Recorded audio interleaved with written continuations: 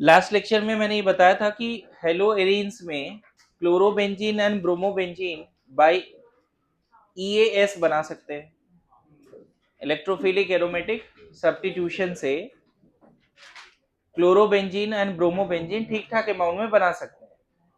लेकिन fluorobenzene iodobenzene हम इस मेथड से बनाते हैं तो अच्छा इल्ड नहीं है रिवर्सिबल आइडो वाले केस में। फ्लोरो वाला बहुत ज्यादा एक्सप्लोसिव है कि नहीं? तो what can be the other way to form haloarenes? तो ये क्लास यहाँ पे शायद स्टार्ट हुआ था, मैंने उसे खत्म किया था कि पहले बेंजीन का हमने नाइट्रेशन कराया, जो बोला बाद में इसको पढ़ेंगे। अभी नाइट्रेशन EAS का सेकेंड रिएक्शन है, जैसे हेलोजिनेशन था। लेकिन मैं हेलोजिनेशन के कुछ एक्सेप्शनल या की पॉइंट्स में बात लिखाना चाहता हूँ। इसका रिएजेंट क्या था? Concentrated HNO3 plus concentrated H2SO4। और ये कैसे बनता है ये थोड़े समय के बाद देखेंगे। बन गया नाइट्रोबेंजीन। ये लाइट ऑन करो जी। बन गया नाइट्रोबेंजीन। नाइट्रोबेंजीन को SnHCl और FeHCl और H2 निकेल से पास करते हैं तो एनिलीन बन जाता है। ये जाते हुए एक्सप्लेन कर दिया था, लेकिन उसी समय फिर क्लास एंड किया मैंने, है ना? मैं बताऊं, यहां से यहां तक लास्ट क्लास लिखा भी था EAS से। फिर ये तुम्हारा रिडक्शन है। अभी ये स्टेप भी ढंग से नहीं पढ़ा है, पढ़ लेंगे, लेकिन आइडिया है इसका कि हाँ इलेक्ट्रोफिलिक्स इनसे क्या बना होगा? NO2 प्लस जो बेंजीन में जुड़ गया। आइडिया है, ऐसा नहीं बोलेंगे बिल्कुल इसका आइडिया नहीं। इससे मिला कि क्या बना होगा? NO2 plus. अरे लास्ट क्लास जैसे ये रिएक्शन तुमने देखा कि यहाँ पे X2 है और लेविस एसिड कैटलिस्ट है, एनहाइड्रस, याद है? तो हेलोएरिन्स कैसे बन गए थे? स्पेशली हेलोजन यहाँ क्लोरीन एंड ब्रोमीन था, याद करो ना। तो ये कैसे हुआ था? ये दोनों ने मिला के Cl प्लस या Br प्लस बनाया था, याद करो, लिखा भी था, याद है? फिर Cl प्लस Br प्लस कैसे बेंजीन पे अटैक करता है, 3 सिग्मा कॉम्प्लेक्स बनता है, याद आ रहा है? लास्ट में डीप्रोटोनेशन हो जाता है, मतलब जहां पे H है वहां क्या आ जाएगा? हेलोजन। यही तो हुआ था। तो यहाँ भी बिल्कुल वही स्टोरी है, इसका कोई नया स्टोरी नहीं है कि ये क्या देगा? NO2 प्लस नाइट्रोनियम आयन, वो रिंग पे आएगा, पहले रिंग का पाई बॉन्ड टूटेगा, 3 कार्बोकेटाइन इंटरमीडिएट बनेगा, फिर बाद में डीप्रोटोनेशन से H हट के वहां क्या आ जाएगा? तो एकदम नादान तो नहीं है यहाँ पे, ठीक है? हाँ, ये वाला बोल सकते हैं कि नहीं आता सर, अभी रिडक्शन नहीं सीखा है। लेकिन नाइट्रो कंपाउंड का रिडक्शन का पूरा एनसीईआरटी में 3-4 रिएजेंट ही है, इससे ज्यादा है नहीं। नाइट्रोस एनिलीन बना, प्रिपरेशन ऑफ एनिलीन में ये रिएक्शन आता है। अब यहाँ पे मैंने क्या बोला था आपको? कॉन्सेंट्रेटेड HNO2 प्लस HCl और concentrated NaNO2 plus HCl acid के जगह पे H2SO4 भी यूज करते हुए देखा गया है, राइट? राइट। अब ये रिएक्शन क्या है, इसकी मैकेनिज्म क्या है, यहां भी बता दूंगा, आगे भी बता दूंगा, दिक्कत नहीं है। लेकिन अभी फिलहाल के लिए इतना समझ लो, ये बेस है, ये एसिड है। एसिड बेस रिएक्शन से सॉल्ट प्लस वाटर बनता है, और जो सॉल्ट बनता है ना यहाँ पे, उसका कैटायन है N2 प्लस Cl माइनस और HSO4 माइनस। ये बता दिया था आपको, ठीक है? अब जो लोग इंटरेस्टेड है कि सर ये कैसे हो गया, this process is called diazotization, बताया था, डाइजोटाइजेशन। जिनको लगता है कि नहीं सर डाइजोटाइजेशन का आप थोड़ा मैकेनिज्म बता दीजिए, तो मैं बता देता हूं, कुछ बहुत बड़ी बात नहीं है। देखो क्या क्या होता है। HNO2 को जब हम रिएक्शन कराते हैं HCl से, समझना शॉर्टकट, अभी पूरा डिटेल में नहीं बता रहा हूं बच्चे, लेकिन इतना बता दूंगा कि तुमको लगेगा हाँ समझ में आ गया। HNO2 ये है, HNO2 के पास NO और एक OH है, नाइट्रस एसिड। इसको जब आप प्रोटोनेट करते हो ना, प्रोटोनेट करते हो,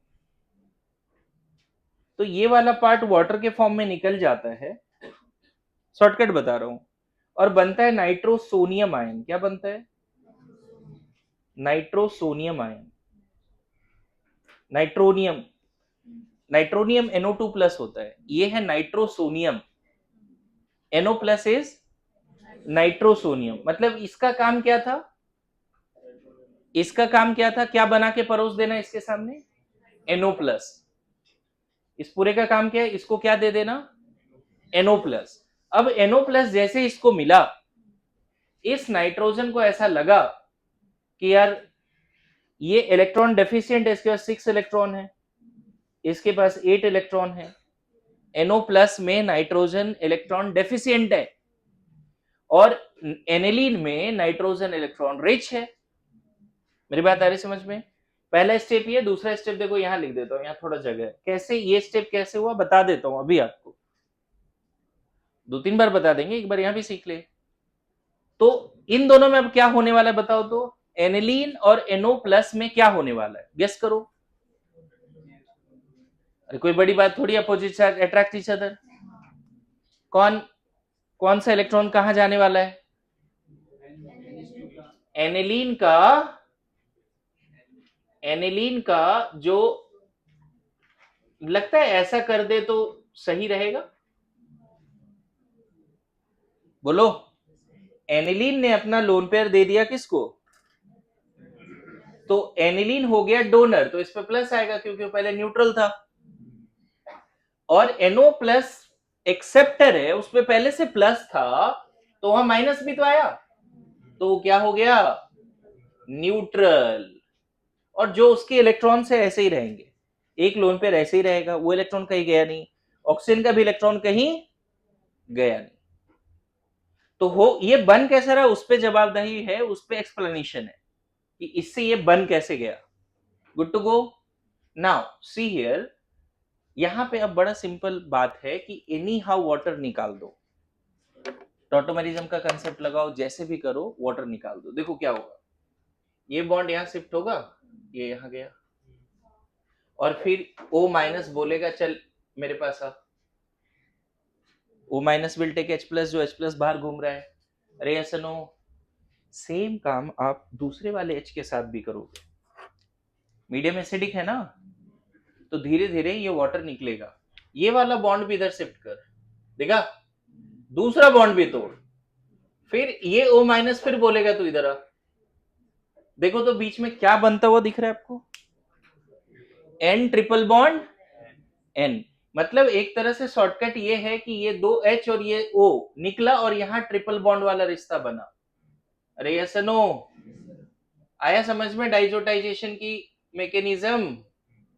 लेकिन ध्यान रखना अभी भी N पे प्लस होगा, क्यों, अरे यार पहले भी 4 बॉन्ड, अभी भी 4 बॉन्ड, ज्यादा से ज्यादा इधर सिग्मा था इधर पाई बना, इधर सिग्मा था इधर पाई बना, तो इसका प्लस कहां जा रहा है, उसको थोड़ी इलेक्ट्रॉन मिल रहा है, उसका सिग्मा इलेक्ट्रॉन ही इधर एडजस्ट हो रहा है। तो this is called diazonium ion, this is called diazonium ion. अब एग्जैक्ट मैकेनिज्म नहीं है, लेकिन ये बॉन्ड अगर तोड़ना है तो कौन लेके जाएगा इलेक्ट्रॉन्स को, नाइट्रोजन, इसमें तो डाउट ही नहीं है। अरे यस नो, मतलब आज के बाद डाइजोनियम सॉल्ट को इस नजरिए से तुम देख सकते हो, किस नजरिए से, बेंजीन पे प्लस, बेंजीन पे प्लस। ऑल्दो ऐसा आइसोलेट नहीं हुआ है, लेकिन इस शॉर्टकट से काम चल जाता है। डाइजोनियम सॉल्ट जैसे बना, डाइजोनियम सॉल्ट का जो एनायन है ना बच्चे, क्लोराइड एंड बाइसल्फेट आयन, वो सब यूजलेस है, उसका कोई मतलब नहीं। डाइजोनियम सॉल्ट का जो पार्ट हम रिएक्टिव समझते हैं वो कौन सा है, डाइजोनियम आयन। अब देखो मजेदार बात क्या है कि अगर आप इसको रिएक्शन करा देते हो, है ना, इसको अगर रिएक्शन करा देते हो वाटर से, तो OH माइनस जोड़ दो, NaOH से या वाटर से, जिस बेस से भी रिएक्शन कराओगे। डाइजोनियम सॉल्ट मतलब क्या, बेंजीन पे plus, N2 gas is the most stable gas, you know that, skip कर जाएगा, बेंजीन पे प्लस। मतलब अब ये ना, इस पे कोई भी प्रोबेबल न्यूक्लियोफाइल जोड़ सकता है। मैकेनिज्म अब इलेक्ट्रोफिलिक सब्स्टिट्यूशन है ही नहीं, न्यूक्लियोफाइल आया और इसको निकाल दिया। मतलब न्यूक्लियोफिलिक सब्स्टिट्यूशन जैसा है कि न्यूक्लियोफाइल आया और N2 को निकाल दिया। समझ में आ रहा है? हमने क्या देखा, इलेक्ट्रोफिलिक सब्स्टिट्यूशन से आइडो और फ्लोरो नहीं बना पा रहे थे सही से, तो हमने क्या किया, मैकेनिज्म ही बदल दिया। बेंजीन पे बहुत सारी चीजें जुड़ जाती है थ्रू डाइजोटाइजेशन। पहले डाइजोटाइजेशन करो, फिर यहीं पे अगर तुम चाहो तो के आई अगर यूज कर लिया तो आई माइनस जोड़ दो, N2 गैस निकला। ध्यान रखना ये यूजलेस है, मेन इसका काम है। और इसमें भी आई माइनस यहाँ अटैक करके N2 गैस निकाल देगा, वाटर का OH माइनस अटैक करके N2 गैस निकाल देगा। कितने सारे रिएक्शंस दिए हुए हैं आपको एनसीईआरटी में पता है? डाइजेनियम सॉल्ट एनसीईआरटी, एक बार जो रिएक्शंस है वो मैं लिख देता हूं, अभी फिलहाल आप इतना लिखिए कि कैसे ये बना है, ठीक है? जल्दी।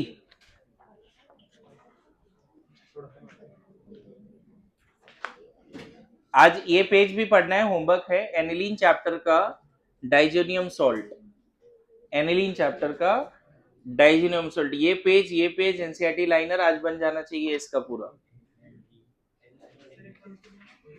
डाइजेनियम सॉल्ट करके है एनिलीन चैप्टर का एनसीईआरटी। पेज नंबर अलग अलग होता है ना, एनिलीन चैप्टर में डाइजेनियम सॉल्ट हेडिंग देखो, यहाँ पे पेज नंबर है तुम्हारा 9.7, ठीक है?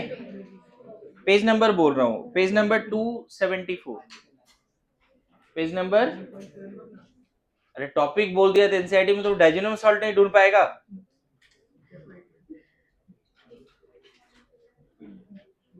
ये बुक देंगे ना 5 वाले बच्चे को, बोले डाइजेनियम सॉल्ट खोल के निकाल, वो इंडेक्स देख के निकाल देगा। क्या आप बात कर रहे हैं यार?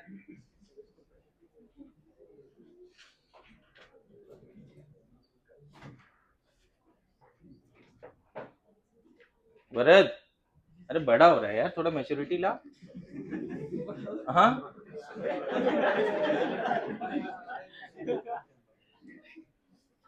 देखो यहाँ पे कौन कौन से रिएक्शन दिए हैं, उसका मैकेनिज्म अगर नहीं आता तो चलेगा।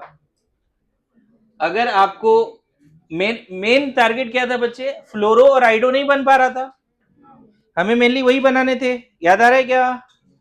तो इसको ना स्ट्रॉन्ग हीटिंग किया गया, HBF4, एनसीईआरटी में जो लिखा है वही लिख रहा हूं।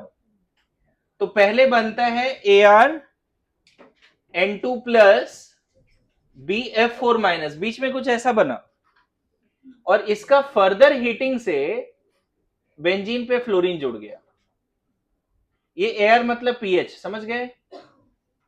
PH N2 plus BF4 minus, और उसकी फिर एक्सेसिव हीटिंग हुई तो वहां पे क्या जुड़ गया, फ्लोरीन। तो देखो, आइडोबेंजीन और फ्लोरोबेंजीन जिसमें इलेक्ट्रोफिलिक एरोमेटिक सब्स्टिट्यूशन फेल हो रहा था, हम इस मेथड से ये दोनों बना पा रहे थे। क्लियर है? बोलिए। यहीं पर अगर आपने इसको रिएक्शन कराया HBF4 से, एनसीईआरटी ने ऐसे लिखा है, तो पहले बना N2 plus N BF4 minus, फिर से, एंड जब इसको फर्दर रिएक्शन कराया sodium nitrite Cu and heat, तो वहां जुड़ गया NO2। शॉर्टकट याद रखो कि बेसिकली इस पूरे प्रोसेस में NO2 माइनस आया, यहां जुड़ गया। पूरे प्रोसेस में क्या हुआ, NO2 माइनस आया। क्लियर हो रहा है? पूरे प्रोसेस में NO2 माइनस आया। देखो होता क्या है बच्चे, आगे चल के अगर टाइम मिला तो इसका मैकेनिज्म बता दूंगा, ऑल्दो एनसीईआरटी में है नहीं कि ये रेडिकल मैकेनिज्म से कभी होता है, लेकिन फुल फ्लेज कार्बोकेटाइन मैकेनिज्म से होता नहीं, लेकिन शॉर्टकट से काम चल जाएगी। कि आपको करना क्या है, डाइजेनियम सॉल्ट जिस कार्बन से N2 प्लस जुड़ा है उसी कार्बन पे न्यूक्लियोफाइल जोड़ते चले जाओ, जो भी पॉसिबल रिएजेंट में न्यूक्लियोफाइल जुड़ रहा है, दिख रहा है आपको, है कि नहीं? यहीं पर अगर आप चाहो तो एक रिएक्शन और दिया है जिसको थोड़ा अलग कलर से लिख देता हूं, इसको बोलते हैं, आई गेस यहाँ पे नाम भी दिया है, गेटरमैन एंड सेंडमेयर, जो हेलोएरिन चैप्टर का प्रिपरेशन चल रहा है अभी एक तरह से। ये चल तो रहा है amines chapter, chemical reactions of aniline, but this is also preparation of haloarenes, है ना। तो यहां पे ऐसा लिखा है बच्चे, CuCl HCl से क्लोरोबेंजीन बनता है। इनफैक्ट एनसीईआरटी ऐसे लिखा है Cu2Cl2 Cu2Cl2 HCl से, फिर यहां लिखा है Cu2Br2 HBr, इससे ब्रोमोबेंजीन बनता है। मतलब देखो क्लोरो और ब्रोमो तो हम EAS से भी बना पा रहे थे, यहां से भी बना पा रहे हैं, ठीक है। फिर यहां लिखा है CuCN HCN, ये तीनों रिएक्शन का जो नाम है वो है सेंडमेयर रिएक्शन, इसलिए मैंने इसको रेड से लिख दिया। क्लोरीन आ गई, ब्रोमीन, और यहां आ जाएगा CN, पूरा नाम है सेंडमेयर रिएक्शन, समझे। इसी में अगर हम बात करें तो गेटरमैन रिएक्शन भी है, इधर लिख देता हूं, देखो गेटरमैन, अगर आपने सिर्फ CuHCl से रिएक्शन कराया, कॉपर एंड HCl, देखो यहां न्यूक्लियोफाइल क्या छुपा बचे, क्लोराइड, क्लोराइड को यहां जोड़ देंगे, क्या क्लोरोबेंजीन एंड ब्रोमोबेंजीन जो बनता है CuHBr, ये दोनों रिएक्शन का नाम है। एक रिएक्शन गेटरमैन कोच आया था पहले, ये सिर्फ गेटरमैन रिएक्शन है, गेटरमैन रिएक्शन। एनसीईआरटी में एक लाइन दिया है, इसका आंसर मैं आप लोगों से चाहता हूं कि the yield in Sandmeyer is found to be better than Gattermann reaction, why. N C E R T का ये लाइन है यहां पे, ठीक है, रीजन पता करके लाना है। Yield in Sandmeyer reaction is found to be better than Gattermann, what is the reason behind it, ठीक है।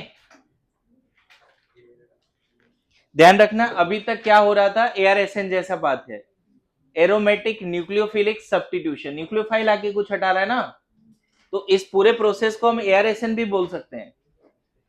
क्या बोल सकते हैं इसको, ARSN, समझ रहा है। मैं फिर बोल रहा हूं, अभी जो बोर्ड पे चल रहा है ना, एक सवाल यहां से आना ही आना है, इतना ही याद हो गया तो बन गया। एक अलग से देखो, लास्ट ईयर इससे क्वेश्चन आ चुका था, अगर डाइजोनियम सॉल्ट है और तुम चाहते हो बेंजीन बनाना, सिर्फ बेंजीन, N2 हटा के वहां पे बेंजीन आ जाए, तो ये एक तरह से रिडक्शन का पार्ट है और इसको याद करना पड़ेगा आपको। इसके लिए एनसीईआरटी में H3PO2 प्लस वाटर या फिर मिथेनॉल है। ध्यान रखिएगा, जब भी आप डाइजोनियम आयन को हाइपोफॉस्फोरस एसिड से रिएक्शन कराते हो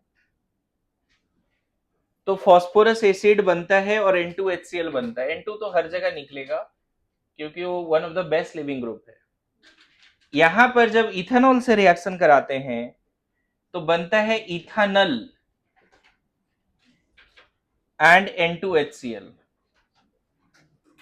तो ध्यान रखना, ये जो पार्ट है ना, ये ARSN नहीं है, ऑक्सीडेशन रिडक्शन है, रिडक्शन एंड ऑक्सीडेशन। ये क्या हुआ, ये खुद ऑक्सीडाइज हुआ, ये वाला पार्ट देखो ना, +1 से +3 चला गया, और यहां पे H जोड़ा है, इसका मतलब हाइड्रोजन जोड़ा है, तो इसका रिडक्शन हुआ।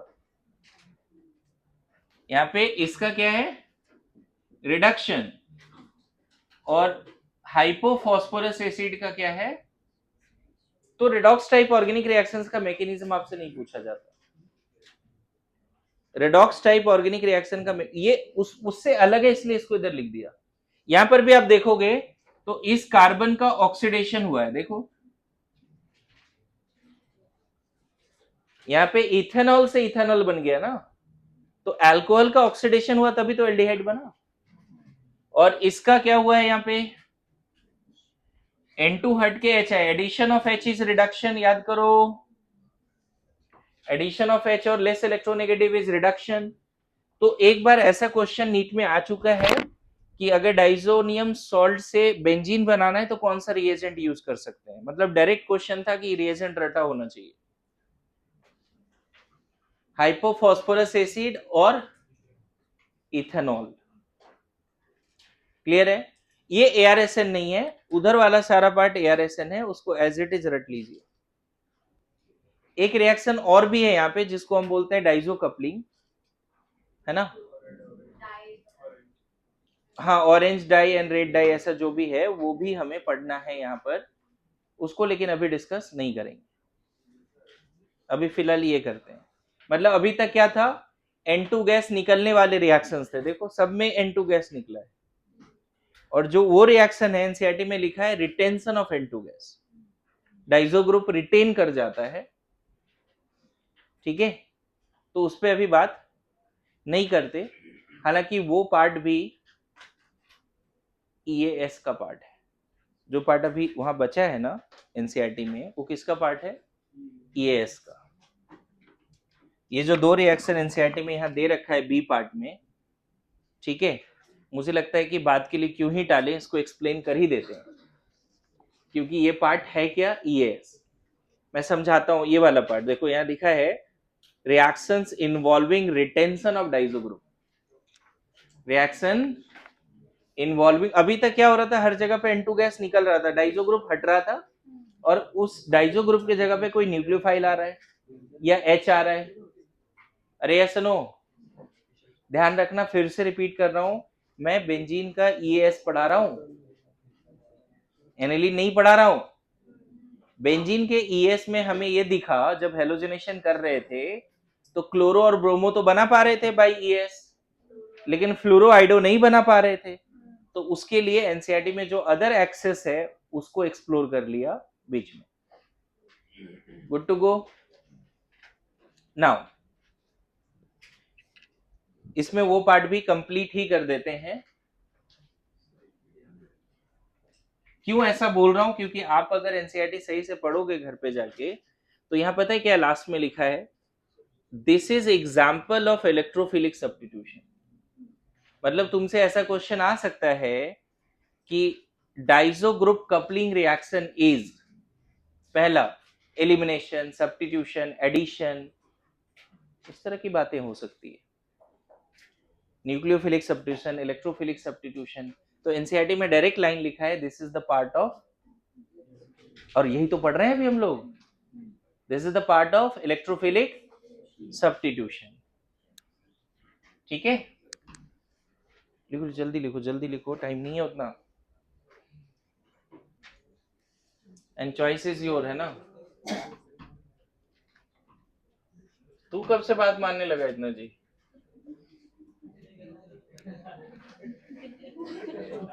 कुछ बातें अच्छी लगती है ना, कि कुछ नहीं करना है, इससे अच्छा क्या हो सकता है, चलो इसको मान लेते हैं।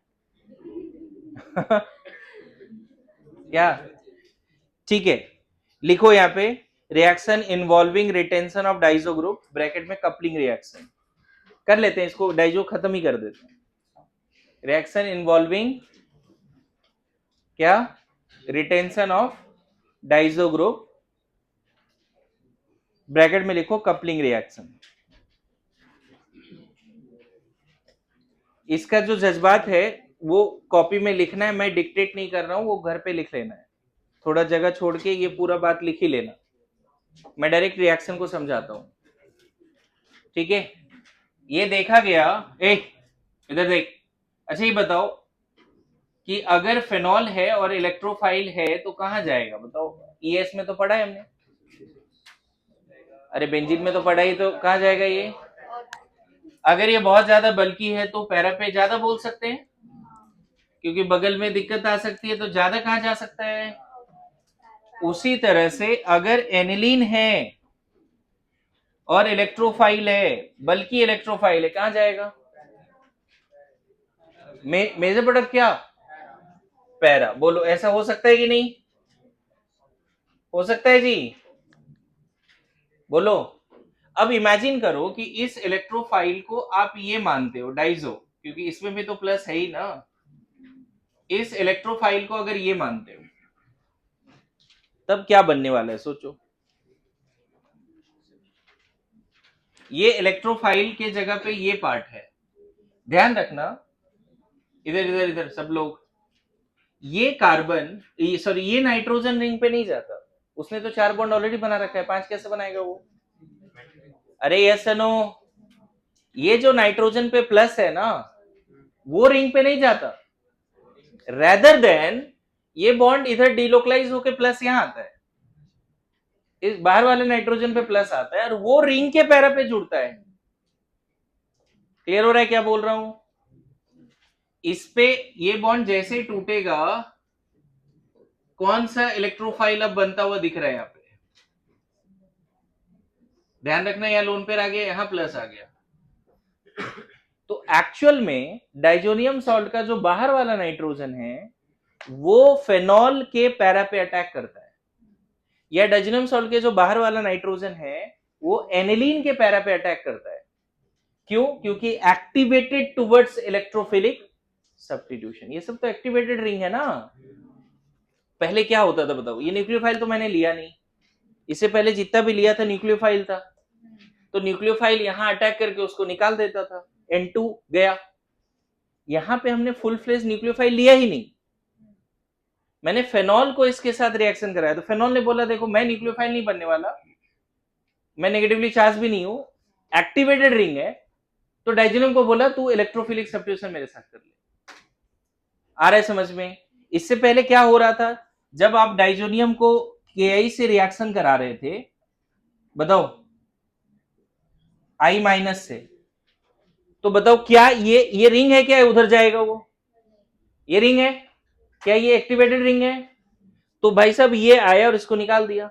यहां पे तो ऑप्शन ही नहीं है इलेक्ट्रोफिलिक सब्स्टिट्यूशन का, एक्टिवेटेड रिंग है क्या यहां पे?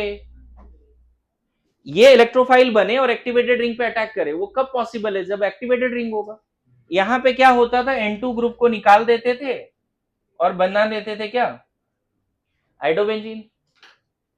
लेकिन देखा गया जब डाइजोनियम सॉल्ट को जब फेनॉल या एनिलीन से रिएक्शन कराया गया, तो वहां पे ये न्यूक्लियोफाइल नहीं है कि इस पे अटैक करके इसको निकाल दिया, rather than diazonium salt cation will behave as electrophile and attack at the para of the phenol or aniline. This is the case. Clear हो रहा है?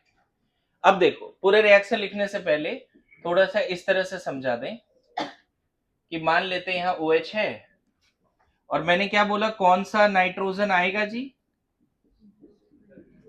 यहां प्लस है ना, देखो बाहर वाले नाइट्रोजन पे एक लोन पेयर भी है, लेकिन उसके पास इलेक्ट्रॉन कितना है अभी, 6। देखो 4 2 6, आया समझ में?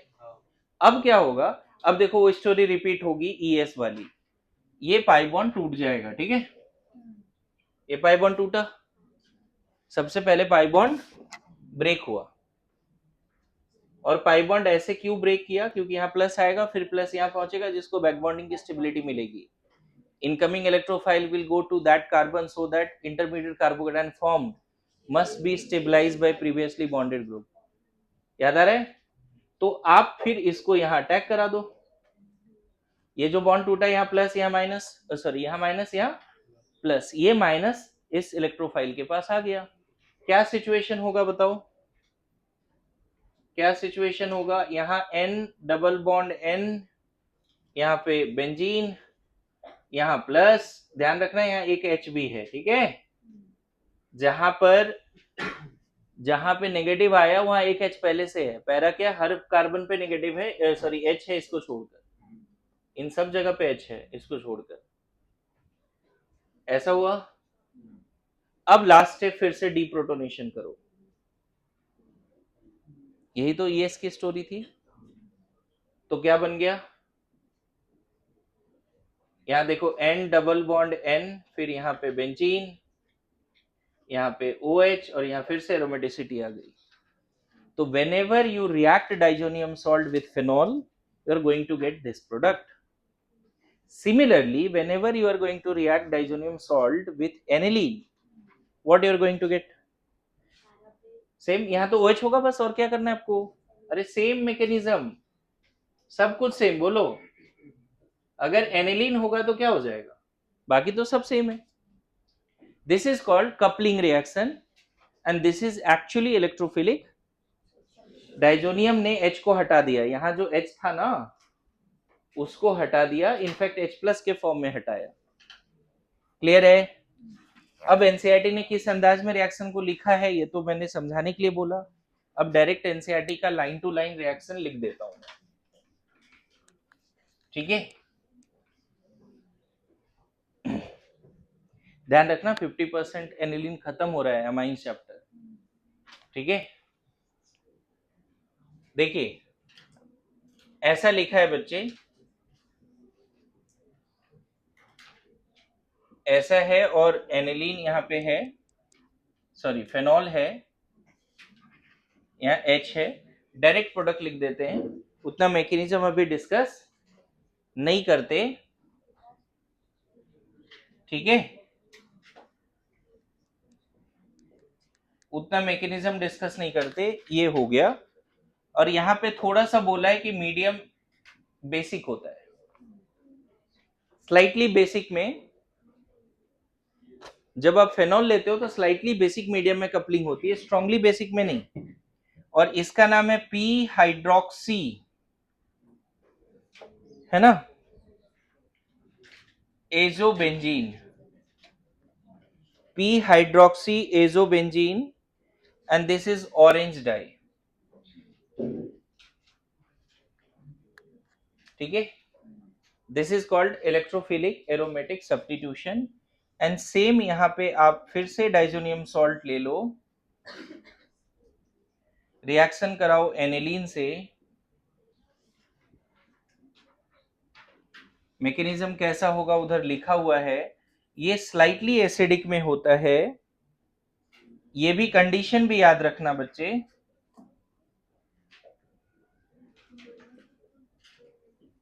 इस तरह से एनसीईआरटी में लिखा है. And this is P amino azobenzene and this is yellow die.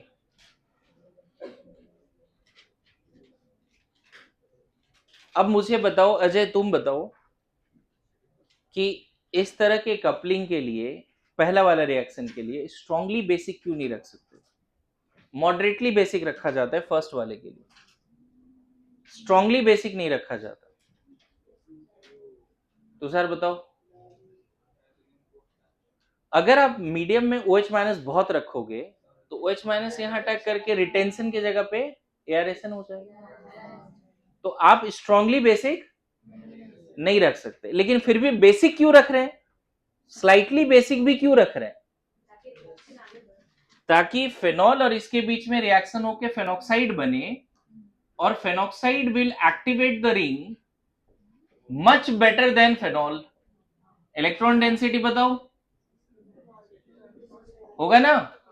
तो थोड़ा बहुत बेस इसलिए यूज कर रहे हैं ताकि फेनॉक्साइड बने, और फेनॉक्साइड पे फटाफट ये एजो कपलिंग मतलब एयरेशन हो, सॉरी EAS हो जाए. ध्यान रखना, पीएच पे कमेंट कर लेना. यहाँ पे हो सकता है उस पर क्वेश्चन पूछ दे. एनसीईआरटी ने कुछ नहीं बोला, मैंने लिखवा रहा हूँ, चीजें समझा रहा हूँ. Why not strongly basic? Strongly basic क्यों नहीं? अगर आप स्ट्रांगली बेसिक लेते हो ना तो पता चला OH- इस पे अटैक करके फेनॉल बना दिया. अरे ये सुनो, एयरेशन हो गया जो पहले पढ़ा था. हम चाहते हैं इन दोनों के बीच में कपलिंग हो ना, रिएक्शन इन दोनों के बीच में हो. तो हम न्यूक्लियोफाइल को एक्सेस में रख दिया, पता चला N2 ग्रुप हट गया, वहां OH आ गया. वो नहीं कर सकते आप, स्ट्रांगली बेसिक नहीं रख सकते. क्लियर है? मॉडरेटली बेसिक क्यों रखा? थोड़ा सा भी बेसिक क्यों रखा? ताकि फेनॉक्साइड बने और फेनॉक्साइड में जल्दी से कपलिंग हो जाए, क्योंकि इलेक्ट्रॉन डेंसिटी किस पे ज्यादा है. अजय इसको सही से लिख ले, याद नहीं रहता है फिर. अच्छा इसमें चलो इधर बताओ श्रेया, हाँ दोनों श्रेया ट्राई करो. एसिडिक क्यों यहाँ पे? सेकेंड वाले में मीडियम एसिडिक क्यों?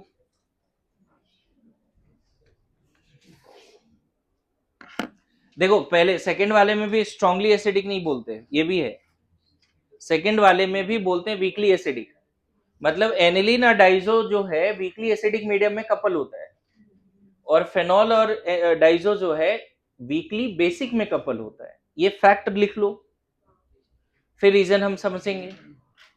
दिस कपलिंग इज एट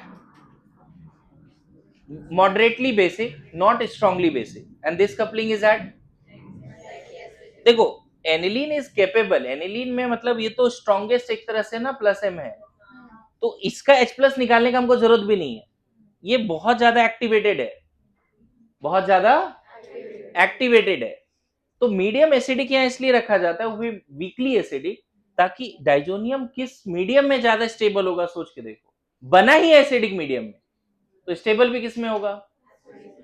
अगर आप इसको बेसिक मीडियम में रखोगे तो नहीं लगता है कि ये हट के यहाँ OH आ जाएगा? तो diazonium is more stable in acidic medium, not stable at all strongly basic या बेसिक में, न्यूक्लियोफाइल आके ही हट जाएगा। अच्छा एक चीज और, एक इधर लिखवाऊंगा नहीं मैं, समझाता 4 बार, लिखना खुद है। Diazonium is stable in acidic medium, इसमें कोई डाउट है? सर यहाँ पे जो N2 है ना, वो तो जाने के लिए तैयार बैठा है, अगर उसको न्यूक्लियोफाइल मिले तो तुरंत वो हट जाएगा। अरे यस नो, यस नो। तो diazonium stable in, is it stable in basic medium? Not at all, तुरंत OH माइनस हट जाएगा, N2 OH माइनस आ जाएगा, N2 जाएगा, गुड टू गो। तो जब ये स्टेबल है तो मीडियम हमें क्या रखना चाहिए? मतलब हम चाहते हैं कि ये स्टेबल रहे, तो मीडियम क्या रखना चाहिए? और हमें ये दिख रहा है कि ये भाई इतना पावरफुल है कि इसमें नेगेटिव लाने की जरूरत नहीं है, जैसे फेनॉल को फेनॉक्साइड बनाया, जरूरत ही नहीं है, अपने आप काम हो जाएगा। लेकिन फिर एक नया क्वेश्चन आता है कि जब स्ट्रांगली एसिडिक क्यों नहीं रख सकते? वेरी गुड, स्ट्रांगली एसिडिक में अगर ये प्रोटोनेट हो गया तो रिंग हाईली डीएक्टिवेट हो जाएगा। अगर आप स्ट्रांगली एसिडिक रख दिए ना बच्चे, तब तो कपलिंग नहीं करा पाओगे, डीएक्टिवेटेड रिंग में कपलिंग होती ही नहीं, कपलिंग होती है हमेशा फेनॉल एनिलीन में या एक्टिवेटेड रिंग में। Getting my point?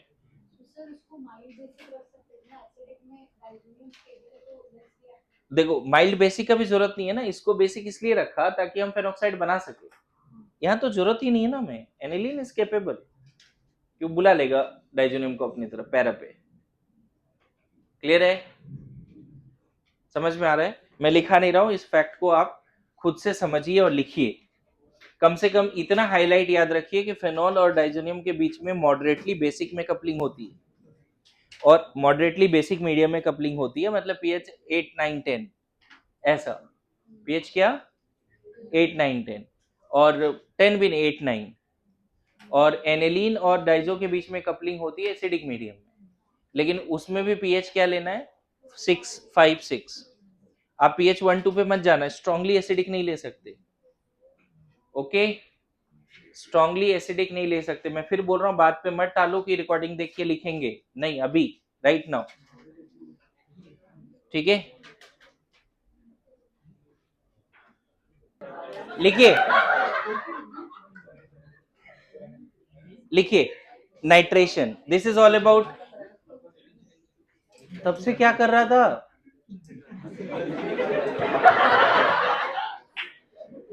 इतना टाइम पास किया मैंने भी ताकि तू लिख पाए सही से, मेरी गलती।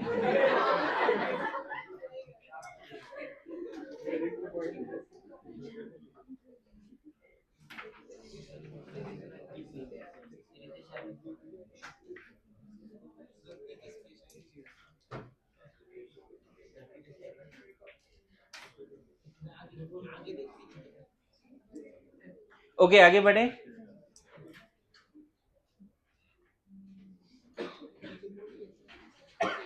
Second reaction is nitration. Mechanism का थोड़ा सा जरूरत तो है, देख लेते हैं। Concentrated HNO3 plus H2SO4, nitration पे मैंने देखा है इसके मैकेनिज्म पे सवाल आता है कभी कभी। है ना।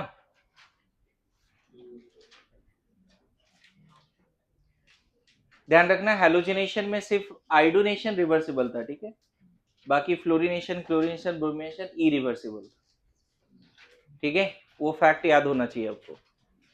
नाउ आज के टेस्ट के लिए भी बहुत इंपॉर्टेंट है, इसको कंप्लीट करने दो, बहुत सारे सवाल आगे तक भी है, फिडल क्राफ्ट ये सब का भी है, ठीक है। नाउ मैकेनिज्म में देखो, साइलेंस प्लीज। नाइट्रिक एसिड ना बच्चे H2SO4 के प्रेजेंस में एसिड बेस बन जाता है, ये मतलब दोनों ही एसिड है, बट ये एक अच्छा क्वेश्चन हो सकता है कि इस रिएक्शन में कौन एसिड और कौन बेस है, कौन एसिड की तरह बिहेव कर रहा है और कौन बेस की तरह बिहेव कर रहा है। तो इट इज फाउंड दैट कि नाइट्रिक एसिड ना सल्फ्यूरिक एसिड से H+ लेता है, और ऐसे भी sulphuric acid is dehydrating reagent, ये लोन पेयर ना, ये H+ तो तुरंत बाहर आ रहा है, सल्फ्यूरिक एसिड यहाँ पे हो चुका है क्या, एसिड, और ये हो गया ब्रोंस्टेड क्लोरी बेस, क्योंकि H+ लिया इसने, और क्या बन जाएगा इस केस में बताओ, जैसे ही नाइट्रिक एसिड ने H+ लिया, ऑक्सीजन पे प्लस आ चुका है, और यहाँ HSO4- बचा, ऑक्सीजन पे प्लस आ गया, देखो ना, ये लोन पे जैसे यहाँ आया, H+ उधर गया तो इस पे प्लस आ जाएगा, डोनर विल गेट प्लस, और यहाँ पे फिर क्या होगा, ये वाटर निकल जाएगा और बन जाएगा NO2+ ion, nitronium ion. So in this way, है ना, और ये रिएक्शन ना, ये बोल सकते हो कि रिवर्सिबल है, क्योंकि एक स्ट्रॉन्ग और दोनों ही स्ट्रॉन्ग है, लेकिन एक को बेस बनना पड़ रहा है, एक को एसिड बनना पड़ रहा है, तो वो रिवर्सिबल डायरेक्शन में रहता है। क्लियर है, ओवरऑल रिवर्सिबल नहीं है नाइट्रेशन, ओवरऑल इरिवर्सिबल है, वहां पे मैंने डबल एरो नहीं दिखाया, देखो, लेकिन पहला स्टेप में जिसमें NO2 बना वो रिवर्सिबल बोल सकते हो। नाउ सेकेंड स्टेप, एक बार ऐसा सवाल आया नीट में कि नाइट्रेशन में अगर हम नाइट्रेशन करा रहे हैं और बाहर से HSO4- डालते हैं, बाहर से क्या डालते हैं, HSO4-, तो नाइट्रेशन का रेट स्लो होगा या फास्ट होगा। फिर से रिपीट करूं, ये PYQ का सवाल है कि नाइट्रेशन के समय हम कॉन्सेंट्रेटेड H2SO4 और HNO3 लेते हैं, लेकिन बाहर से HSO4- भी ले लें तो रिएक्शन स्लो होगा फास्ट होगा। तो इस रिएक्शन को देखो, अगर ये रिवर्सिबल है, ये बढ़ा रहे तो बैक चलेगा, तो इसकी कॉन्सेंट्रेशन क्या हो जाएगी, कम, NO2 ज्यादा बनेगा नहीं, NO2+। याद रखना, क्वेश्चन PYQ में दिखेगा। इसके बाद रेस्ट इज हिस्ट्री ही, आपको पता है क्या, बेंजीन पे इसके बाद वाली स्टोरी जो है बहुत इजी है, आपको पाई बॉन्ड तोड़नी है, यहाँ पे नेगेटिव इधर पॉजिटिव, याद करो 3 सिग्मा कॉम्प्लेक्स, मैंने बोला ना 30-40 टाइम्स हो जाता है, सेम मैकेनिज्म, ये बॉन्ड टूटेगा, फिर ये इस पे अटैक करेगा, तो इन दोनों के जुड़ने से जो कार्बोकेटाइन बनेगी, यहाँ पे NO2 आ गया, यहाँ H भी है, प्लस यहाँ आ गया, और बाद में डिप्रोटोनेशन करते हैं, ये RDS स्टेप पे ध्यान रखना, ये इरिवर्सिबल है, ये स्टेप रिवर्सिबल नहीं है, क्योंकि NO2 हाईली रिएक्टिव इलेक्ट्रोफाइल है, नाइट्रोजन पे plus, third most electronegative element है, उस पर प्लस है, तो रिएक्टिव तो होगा ही। अब यहाँ पे डिप्रोटोनेशन करके, ये स्टेप फास्ट है, डिप्रोटोनेशन कर दो, NO2 आ गया। So this is all about nitration, ठीक है।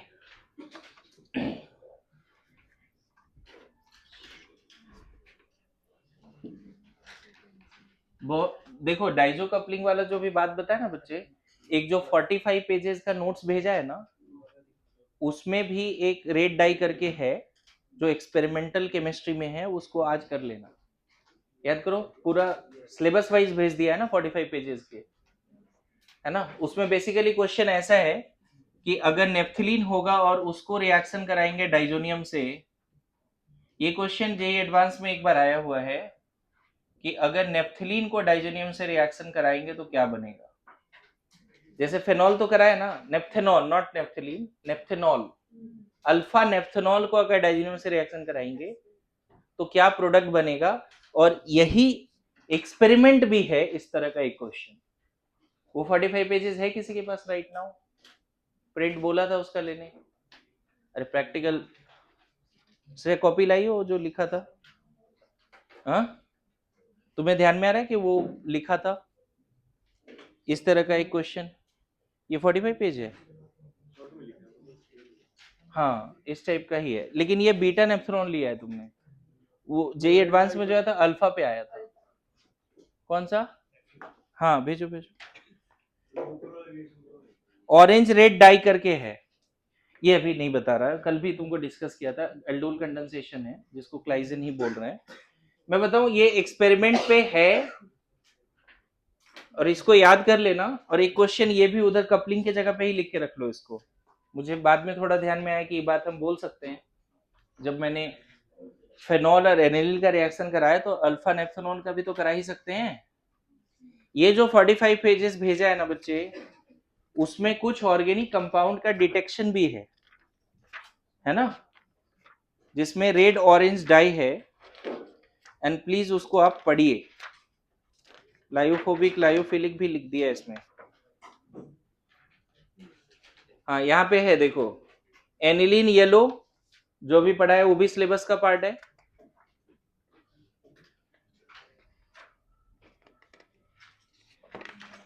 वो क्वेश्चन कहाँ गया? वो नहीं था क्या? रेड ऑरेंज डाई इसमें नहीं लिखा हुआ है। नहीं नहीं वो नहीं, ये एनिलीन येलो भी उसी का पार्ट है। मुझे लगता है 3 ऑर्गेनिक कंपाउंड था जिसका प्रिपरेशन आपको पढ़ना था।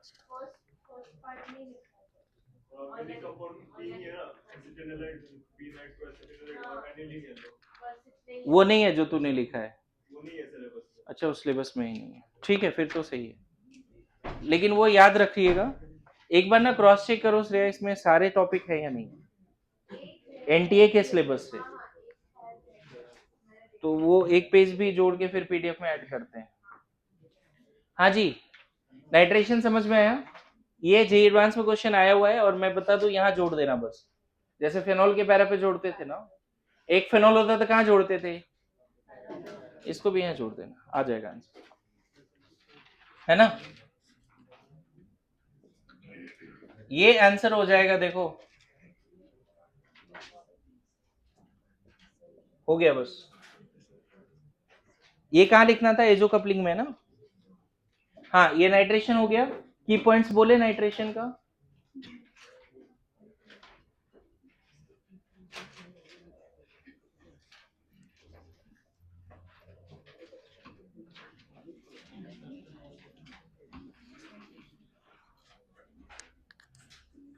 लिखिए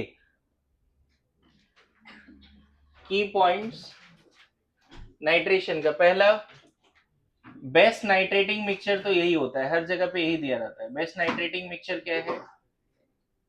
पहला तो यही है, concentrated HNO3 plus H2SO4। Second, N2O5 and heat भी ले सकते हो। N2O5 जो है टूटता है NO2 प्लस और NO3 माइनस में। थर्ड, NO2BF4 भी ले सकते हो। ये सब नाइट्रेटिंग मिक्सचर है। ये टूटता है NO2 plus and BF4 minus में। तो हमें एनी हाउ चाहिए क्या? NO2 plus. लेकिन बेस्ट तुम्हारा यही है, नाइट्रोबेंजीन बनाने के लिए ये बेस्ट है। अच्छा ध्यान रखना, डाइजेनियम सॉल्ट से भी NO2 बना था। नाइट्रोबेंजीन डाइजेनियम सॉल्ट से बना था। पहले HBF4 से रिएक्शन कराया, बाद में NaNO2 कॉपर से हीट किया। याद आ रहा है क्या? डाइजेनियम सॉल्ट से भी नाइट्रोबेंजीन बना था, और EAS से भी बनता है। सेकेंड पॉइंट लिख लो, C6H6 का नाइट्रेशन कराओ तो नाइट्रोबेंजीन बनेगा। C6D6 का अगर नाइट्रेशन कराओगे, मतलब सारे जगह पे H के जगह पे D है, तो दोनों का रेट सेम होता है। रेट अंतर नहीं है, मतलब kinetic isotopic effect is not observed. ऐसा नहीं कि C6H6 नाइट्रेशन अलग रेट से चल रहा है और C6D6 का नाइट्रेशन अलग रेट से चल रहा है, R1 इक्वल टू R2। पता है रेट एक ही केस में अलग होता है जब पूरे प्रोसेस रिवर्सिबल हो। नहीं, आयोडीनेशन में भी हो सकता है, आयोडीनेशन में भी हो सकता है और सल्फोनेशन में होता है। अभी मैं इसको समझाने की कोशिश करता हूं।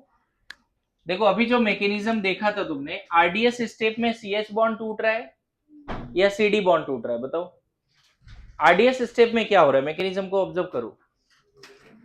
आरडीएस स्टेप में NO2 प्लस बेंजीन के कार्बन पे अटैक कर रहा है, या आरडीएस स्टेप में बेंजीन का पाई बॉन्ड टूट रहा है, जिस कार्बन पे नेगेटिव है वो कार्बन फिर NO2 को अपने पास बुला रहा है।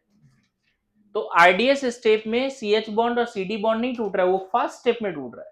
अब देखो लास्ट स्टेप फास्ट है, मैकेनिज्म देखा। आरडीएस स्टेप क्या है, देखो फिर मैं बोला ना ये 10 12 50 बार भी एक्सप्लेन होता है ये मैकेनिज्म। मुझे एक बात बताओ कि इन दोनों पे NO2 प्लस आएगा तो कौन सा बॉन्ड टूट रहा है, पहले ये सोचो। कैसे रिएक्शन चलता है, ये टूटा और फिर ये स्पेटा किया, यही आरडीएस होता है ना। ये टूटा फिर ये स्पेटा किया, यही तो आरडीएस है।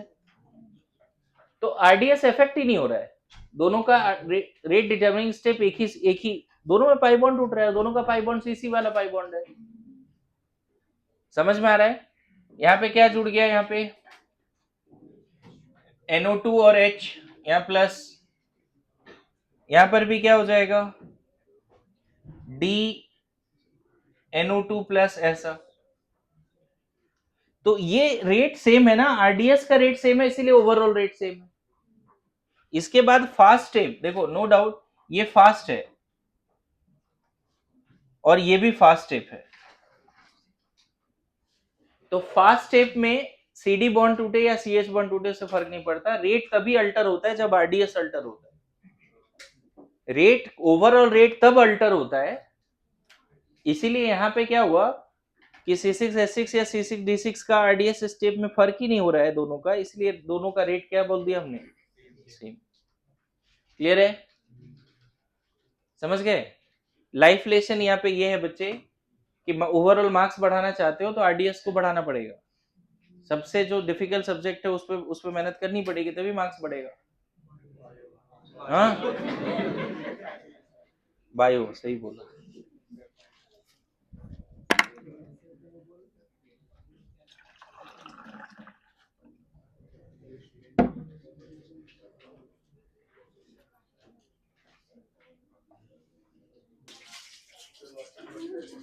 लिखो लिखो सल्फोनेशन, ये सब इसका इसका इसका गलती है। हाँ लिखो सल्फोनेशन। हाँ सल्फोनेशन रिवर्सिबल होता है, मैकेनिज्म देखो। अभी तक आपने देखा होगा हैलोजिनेशन में फुल फ्लेज Cl प्लस या Br प्लस आया था। अरे हैलोजिनेशन में अभी तक क्या देखा आपने, फुल फ्लेज्ड Cl प्लस और Br प्लस आया था, याद आ रहा है। सुनो, और नाइट्रेशन में भी NO2 प्लस आया था। But in this case electrophile बनाने का जरूरत नहीं है, न्यूट्रल इलेक्ट्रोफाइल। कुछ लोग बात कर रहे हैं, प्लीज प्लीज अंडरस्टैंड। मुझे ये दूसरा लेक्चर ले रहा हूँ, थर्ड लेक्चर भी लेना है मेरे को, शांत बैठ एकदम। इस केस में ना फुल फ्लेज्ड इलेक्ट्रोफाइल नहीं है, SO3 है, और SO3 में सल्फर प्लस 6 पे, इसीलिए न्यूट्रल इलेक्ट्रोफाइल बोलते हैं, और इसीलिए रिवर्सिबल भी होता है। ये बॉन्ड टूट के इस पे अटैक होगा, ये ऐसा हो जाएगा, रिवर्सिबल स्टेप है। यहां पे आ गया क्या, S के साथ क्या है, 2 ऑक्सीजन डबल बॉन्ड के साथ तो रहेगा ही। अरे ऐसा नो, एक ऑक्सीजन नेगेटिव के साथ रहेगा। देखो ना, जैसे इस पर अटैक हुआ, ये बॉन्ड टूटा, यहाँ नेगेटिव यहाँ पॉजिटिव, ये नेगेटिव सल्फर पे गया, सल्फर ने अपना पाई बॉन्ड तोड़ दिया तो ऑक्सीजन पे नेगेटिव आ गया, इसलिए यहाँ नेगेटिव दिखा है और यहाँ प्लस दिखाना पड़ेगा। और जहां पे SO3 जुड़ रहा है वहां एक H पहले से है। देखा कितना बार ये स्टोरी रिपीट हो रहा है, बार बार यही चलता है। इलेक्ट्रोफाइल रिंग पे गया, पाई बॉन्ड टूटा, 3 कार्बोकेटाइन बनेगा, और वो बार बार बना नहीं रहे, यहाँ पे डायरेक्ट अब डीप्रोटोनेशन कर देंगे। अच्छा यहाँ डीप्रोटोनेशन करेंगे तो H प्लस कहीं बाहर मत जाने दो, वहाँ O माइनस पड़ा हुआ है नहीं, तो H प्लस को यहाँ ट्रांसफर कर दो, इंट्रामोलिकुलर प्रोटॉन ट्रांसफर जैसा केस है, तो बन जाएगा, इसी को शॉर्ट में लोग SO3H बोलते हैं। स्ट्रक्चर देखो ऊपर है, रिवर्सिबल है, ऐसे RDS तो यही रहेगा लेकिन ओवरऑल रिवर्सिबल है, तो यहाँ पे काइनेटिक आइसोटोपिक इफेक्ट देखा जाता है। ठीक है,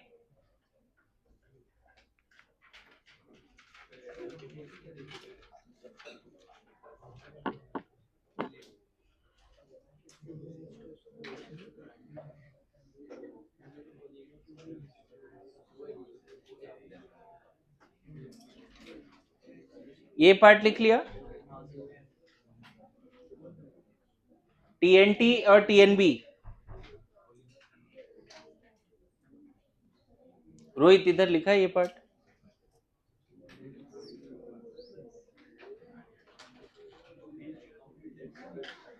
ये पार्ट ही रिकॉर्डिंग में नहीं आई ना अभी,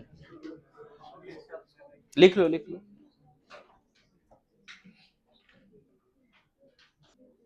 एक बस इसमें ज्यादा की पॉइंट्स वगैरह मत लिखो, यहाँ पे काइनेटिक आइसोटोपिक इफेक्ट पे कभी सवाल आ गया तो उसको कर लेना। देखिए, ओए साइलेंस, अभी बोला यार,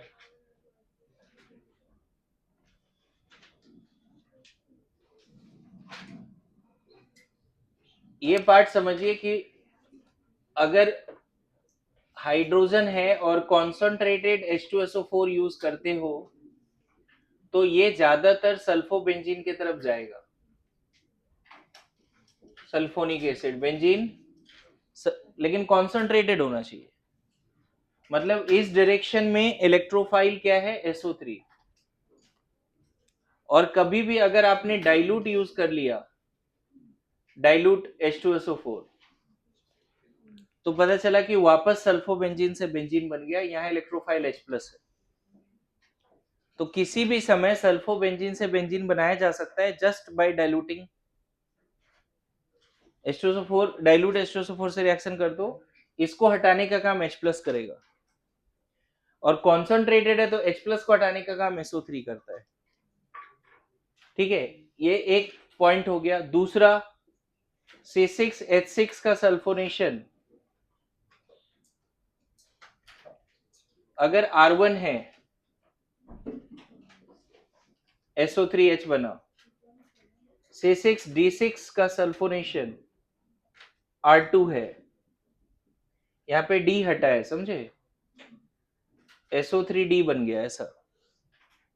तो यहां देखा गया है R1 ज्यादा होता है R2 से, ये 3.4 के आसपास रिसर्च बोलता है, मतलब काइनेटिक आइसोटोपिक इफेक्ट में CH बॉन्ड जल्दी टूट जाता है CD बॉन्ड के रिस्पेक्ट में। पूरा प्रोडक्ट कब बनता है, जब ये बॉन्ड टूटेगा, तो CH bond is weaker then CD bond, तो इसीलिए C6D6 का रेट स्लो है और C6H6 का सल्फोनेशन का रेट फास्ट है।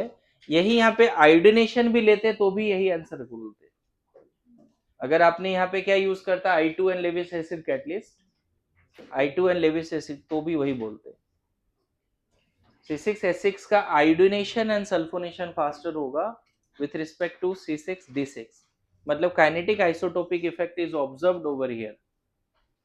ठीक है, kinetic isotopic effect is observed over here.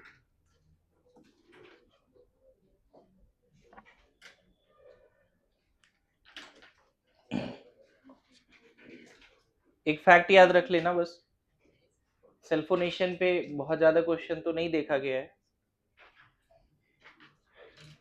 एक दो रिएक्शन ऐसा भी दिया है बच्चे, थोड़ा एयर एसेंस जैसा रिएक्शन है फेनॉल बनाने के प्रिपरेशन में, सल्फो को अगर NaOH से रिएक्शन कराते हैं ना, ऐसा दिया है, हालांकि बहुत ज्यादा जरूरत नहीं है इसका, लेकिन एक बार समझ लीजिए। जैसे आपने देखा था ना, डाइजोनियम में न्यूक्लियोफाइल आ जाया करता था। डाइजोनियम में क्या आ जाया करता था? न्यूक्लियोफाइल आता था ना। तो सल्फो ग्रुप को NaOH से हटाया जा सकता है, क्योंकि वो SO3 के फॉर्म में निकलता है ना। ये एनसीईआरटी में एक है कि फ्रॉम बेंजीन सल्फोनिक एसिड से आप बना सकते हो फेनॉल। एनसीईआरटी में है, benzene is sulphonated with oleum and benzene sulfonic acid formed is converted to phenol on heating with molten, यहाँ पे molten NaOH लिखा है एनसीईआरटी ने, मतलब डायरेक्टली NaOH ही चाहिए। ऑब्वियसली लास्ट में एसिडिक वर्कअप करा दो तब फेनॉल मिलेगा, अदरवाइज फेनॉक्साइड मिलेगा। तो यहाँ पे एसिडिक वर्कअप हिडन है। नॉट ओनली दिस, आपको याद होगा हैलोजिनेशन में क्लोरोबेंजीन बनाया था, याद है? क्लोरोबेंजीन, क्लोरीन को भी हटाने का काम NaOH करता है, लेकिन इस पे डिस्कशन बाद में होगी। ARSN में बहुत हाई टेम्परेचर प्रेशर पे ये कांड होता है, नॉर्मल रिएक्शन नहीं है, डाउज प्रोसेस बोलते हैं, क्लोरोबेंजीन से फिनॉल बनाना।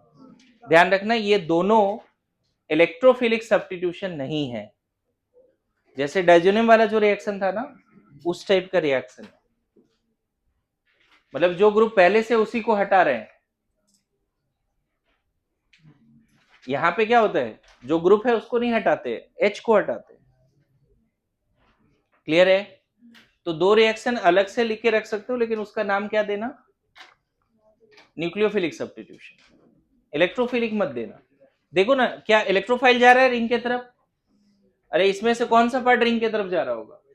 OH minus. इसमें से कौन सा पार्ट जा रहा है? यहां क्या जा रहा है रिंग के तरफ?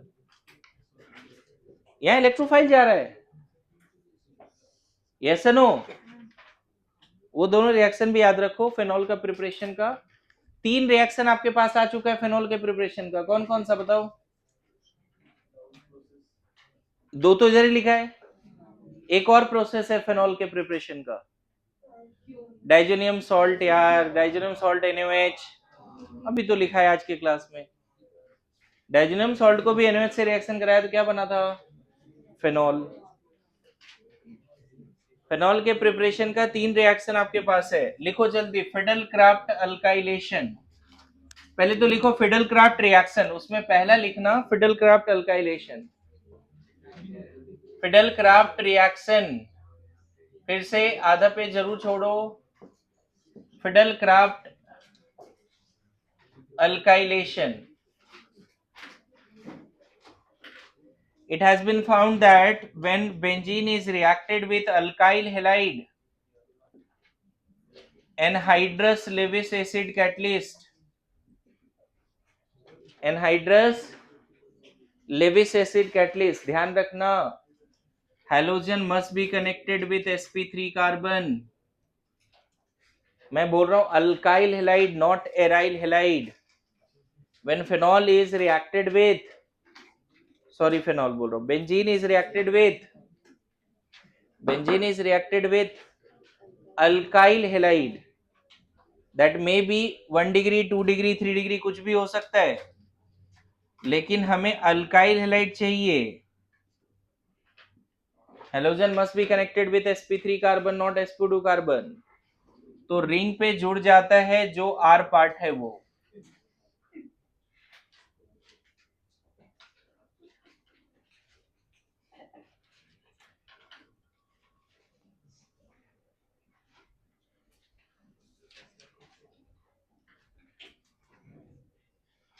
रो रहा है, हंस रहा है रितेश?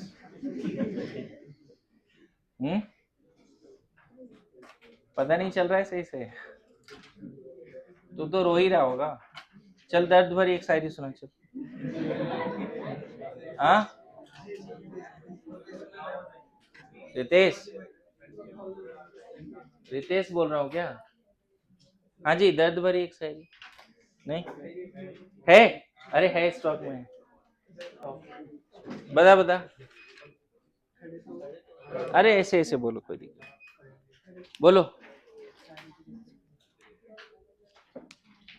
बोलने दो यार, एक शायरी भी रिकॉर्ड हो जाएगी तो दिक्कत क्या है? बोलो बोलो। हाँ क्या साइलेंस? हाँ भाई, तब से तो बोल रहा हूँ।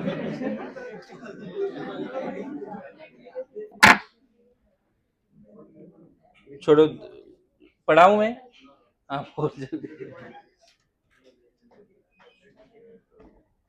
एक तरफा इश्क भी एक सीख है, उसका दिख जाना भी एक ठीक है। सोचा कर लूं इजहारे मोहब्बत उससे, फिर उसने कहा दोस्त बनकर रहना ही ठीक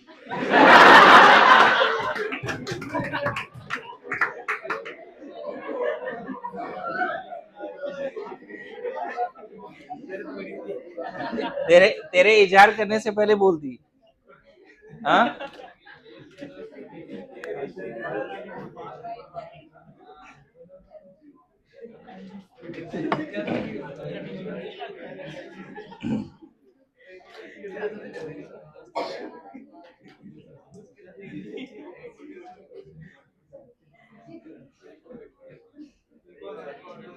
अरे दिक्कत क्या है, मतलब उसमें बताओ। Friends with benefit.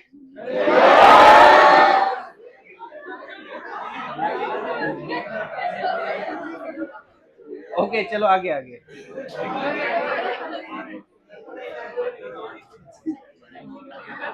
इधर आ, इधर आ, कैमरे के सामने आ तू। Can you please elaborate? Okay okay, silence silence. इसकी मैकेनिज्म डिस्कस करें।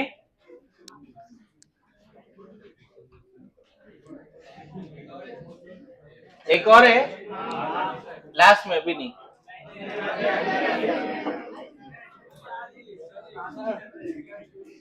साइलेंस। देखिए, फिडेल क्राफ्ट अल्काइलेशन की मैकेनिज्म क्या है? जो अल्काइल हेलाइड है वो AlX3 से रिएक्शन करके, बहुत बार ऐसा होता है बच्चे जो लेविस एसिड कैटलिस्ट यूज करते हो, वो इतना स्ट्रांग होता है कि इस बॉन्ड को प्रॉपर ब्रेक कर देता है और R प्लस बना देता है। मतलब you will get full fledged carbocation. Some Lewis acid catalysts are strong enough to extract X minus from alkyl halide, but कुछ ऐसे होते हैं थोड़े वीक हो सकते हैं, तो उस केस में ये बॉन्ड वीक हो जाएगा। ऐसा ऐसा भी पॉसिबल है, डेल प्लस और डेल माइनस। तो ध्यान रखना, यहाँ पे दो कंडीशन है जो बार बार तुम लोग भूल जाते हो। अभी भी एग्जाम ऐसा हुआ था, बोला सर रीअरेंजमेंट भूल गए। तो चीजें यहाँ पे ऐसी है कि फिडेल क्राफ्ट अल्काइलेशन में जो अल्काइल ग्रुप है उससे अगर कार्बोकेटायन बना है फुल फ्लेज्ड, तो रीअरेंज करना ही है। और कुछ ऐसे कैटलिस्ट हैं, लेविस एसिड कैटलिस्ट, जो फुल फ्लेज कार्बोकेटायन नहीं बनाते, तो उसमें रीअरेंज नहीं करना है। जिस कार्बन पे हेलोजन है उसी कार्बन को बेंजीन से जोड़ देना है। तो चलो यहाँ पे अभी वो क्वेश्चन बाद में लेते हैं।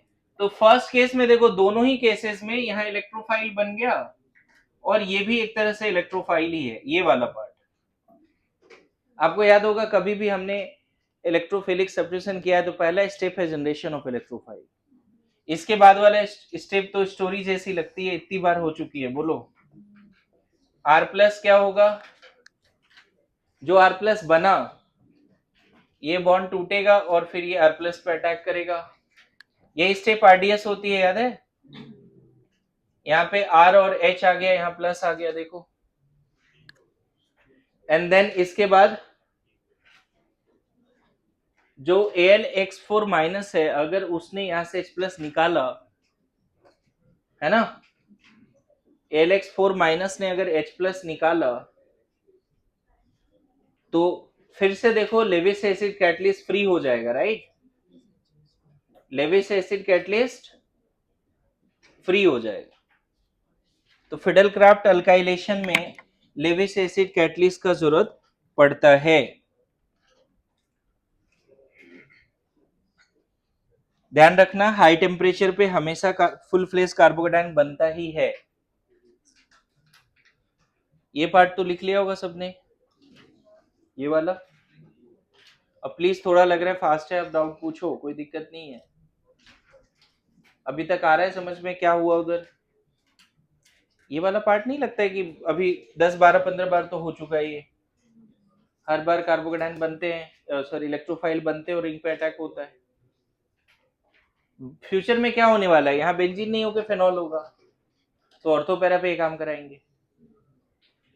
अरे अगर फेनॉल की इलेक्ट्रोफिलिक सब्स्टिट्यूशन का बात करें तो फ्यूचर में इस यहाँ क्या बदलेगा, सिर्फ फेनॉल आ जाएगा, एनिलीन आ जाएगा।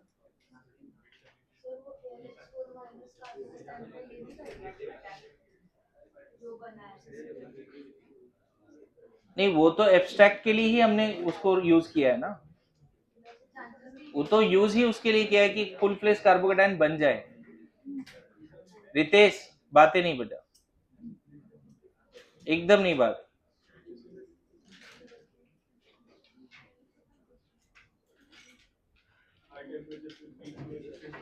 बना देगा, हाई टेम्परेचर है तो कार्बोकेटायन मैकेनिज्म से ही आगे बढ़ो, चाहे वीक हो या स्ट्रांग हो। ठीक है, फिडेलक्राफ्ट अल्काइलेशन में जो की पॉइंट्स हैं उसमें सबसे पहला पॉइंट तो यही लिख लो कि जो रिएजेंट है वो alkyl halide and Lewis acid catalyst है, और मीडियम भी हमें एनहाइड्रस चाहिए, क्योंकि अगर वाटर होगा तो लेविस एसिड कैटलिस्ट उसके साथ रिएक्ट कर जाएगा। अनिकेत लास्ट वार्निंग है, यहां पे जो लेविस एसिड कैटलिस्ट है उसमें मैं बता देता हूं कि ये सब स्ट्रॉन्ग के कैटेगरी में आता है, जो फुल फ्लेश कार्बोकेटायन बनाता ही है, और ये सब नॉन क्लासिकल मेथड से फिडेलक्राफ्ट रिएक्शन देता है। मतलब ये सब स्ट्रॉन्ग लेविस एसिड कैटलिस्ट है, C प्लस फॉर्म्ड, रीअरेंज करना ही है।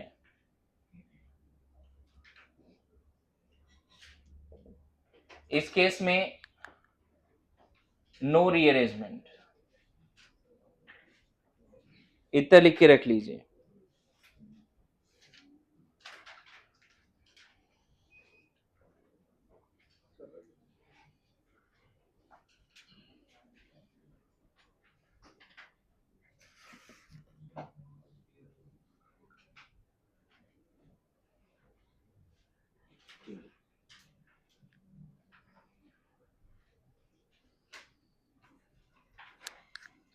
देखो ऐसे समझ लो, एक क्वेश्चन के थ्रू क्लैरिटी आ जाएगी। अगर आपने CH3 CH2 CH2Cl और AlCl3 लिया, और यहाँ पे भी ले लेते हैं CH3 CH2 CH2Cl and ZnCl2 ले लेते हैं, तो इस केस में फुल फ्लेश कार्बोकेटायन बनता है, यहाँ प्लस आता है, हाइड्राइड शिफ्ट होता है, इस केस में क्यूमीन बनता है। लेकिन ZnCl2 उतना फुल क्लासिकल नहीं चलेगा, तो जहां क्लोरीन, जिस कार्बन से क्लोरीन जुड़ा है उसी को बेंजीन में जोड़ना है। नो रीअरेंजमेंट है ना, जहां प्लस आ रहा है उसी को बेंजीन में जोड़ दीजिए। तो इस क्वेश्चन के थ्रू आप समझ जाइए क्या बोलने का कोशिश है। ठीक है,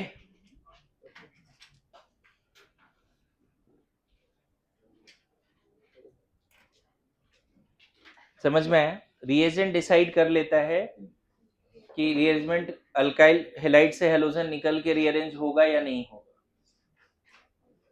ठीक है, एक क्वेश्चन और ऐसे ही इसी टाइप का एक क्वेश्चन दे देता हूं। अगर मान लो ऐसा रिएजेंट लिया AlCl3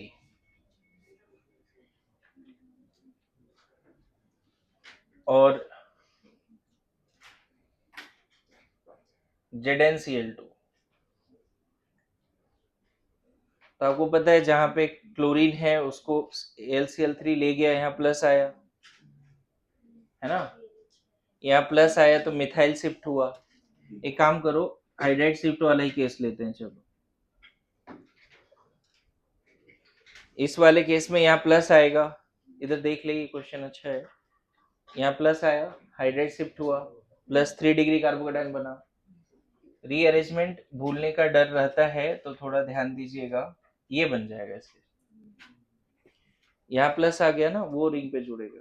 और इसमें मैंने क्या बोला अभी, तो जहां पे क्लोरीन है उसी कार्बन को रिंग से कनेक्ट कर दो। 2 क्वेश्चन थे तो समझ जाओ, 2 क्वेश्चन करा दिया उस पे, ठीक है।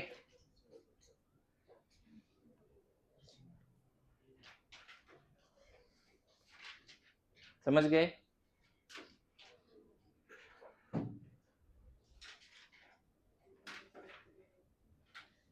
यहाँ पे नेक्स्ट की पॉइंट में लिखना, एक क्वेश्चन ऐसा भी आता है कि कौन सा अल्काइल हेलाइड ज्यादा रिएक्टिव है। तो ये अच्छा क्वेश्चन है। RF ज्यादा रिएक्टिव होता है RCl से, RBr से और RI से।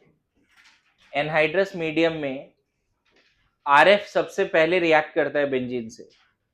सबके लिए लेविस एसिड कैटलिस्ट सेम रखना बस। What is the reactivity of RX towards Friedel-Crafts alkylation? यहाँ लिख लेना, reactivity of RX for Friedel-Crafts alkylation, है ना, in presence of same Lewis acid catalyst.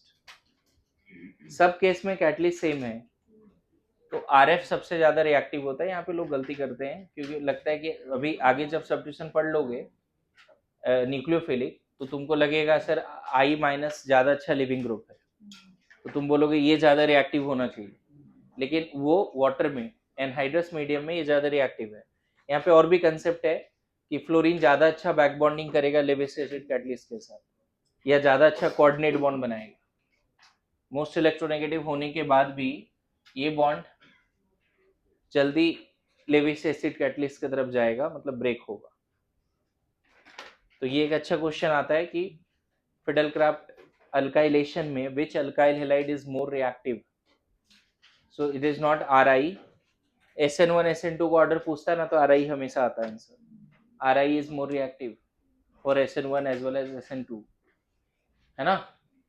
अच्छा, इसका भी आंसर एक हेलो एरिन्स के में भी यही ऑर्डर होता है। ARSN में पूछेगा ना फ्लोरोबेंजीन ज्यादा रिएक्टिव है या आइडोबेंजीन, तो वहां भी आंसर फ्लोरोबेंजीन होता है। 2 केसेस हैं जिसमें RF या PHF ज्यादा रिएक्टिव होगा, फेनाइल फ्लोराइड मतलब फ्लोरोबेंजीन, तो वो ARSN में देख लेंगे। अभी फिलहाल Friedel-Crafts अल्काइलेशन में कौन सा ज्यादा रिएक्टिव है याद रहेगा। समझ में आया? क्लियर है?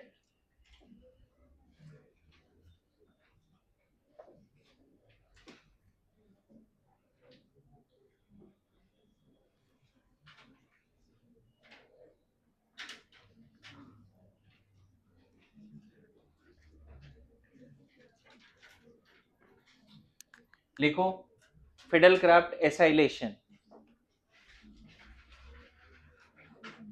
इसका बी पार्ट है Friedel-Crafts एसाइलेशन।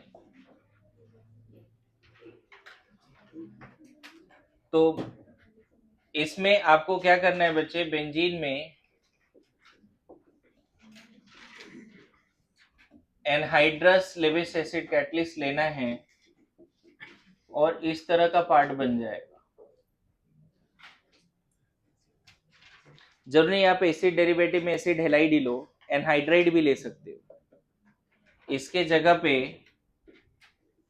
आप चाहो तो एनहाइड्राइड भी ले सकते हो। इवन एस्टर भी लिया जाता है, एमाइड भी लिया जाता है। Any acid derivative you can take, और सीक्वेंस यही रखना, सबसे बेस्ट वही है ना, फिर एनहाइड्राइड है और लास्ट में एमाइड है।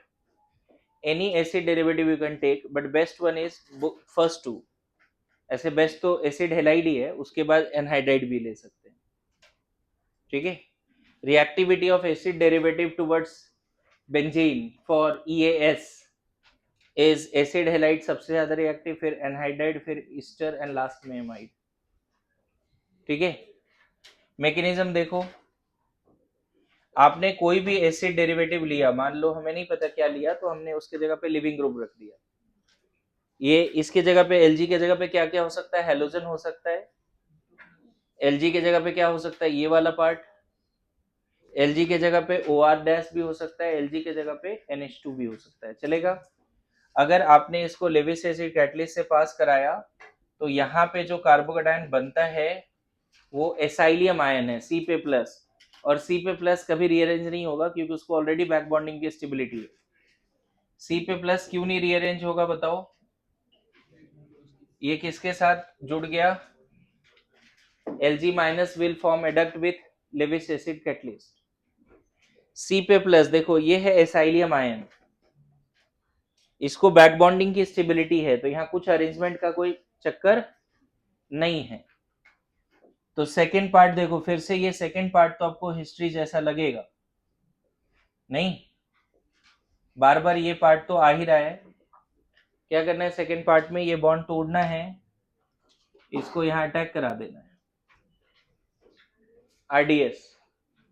हर बार ये हो रहा है, क्या बन गया, तो अब उस कार्बन पे, उस वाले कार्बन पे क्या क्या आता हुआ दिख रहा है, ये तो पार्ट आ ही गया ना, वहां पे एक H है, यहां प्लस आ गया, ऐसा बोलो। देखो कार्बोनिल कार्बन रिंग पे जुड़ चुका है, ये कार्बोनिल कार्बन ही है ना, ये कार्बोनिल कार्बन है जो रिंग पे जुड़ चुका है। अब यहाँ डीप्रोटोनेशन जैसे ही करोगे, डीप्रोटोनेशन कौन कराएगा, ऑब्वियसली Lg माइनस पड़ा हुआ है, Lg माइनस H प्लस लेके गया, फिर से कैटलिस्ट फ्री हो गया, एंड देखो H हट के बन गया, तो दिस इज कॉल्ड फिडलक्राफ्ट एसाइलेशन,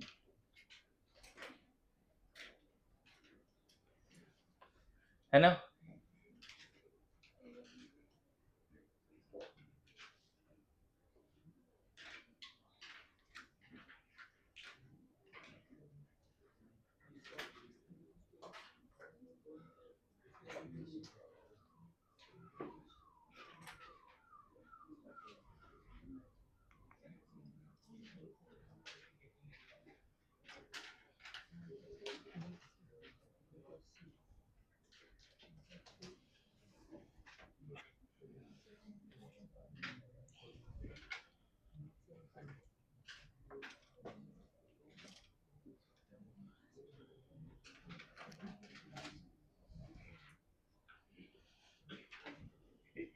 देखिए ये वाला जो मॉड्यूल है ना बच्चे, इसमें जो यूनिट 5 ड्राइव में शेयर किया है, तो उसमें बहुत सारे सॉल्व एग्जाम्पल है, प्लीज उसको सॉल्व कर लीजिएगा, ठीक है।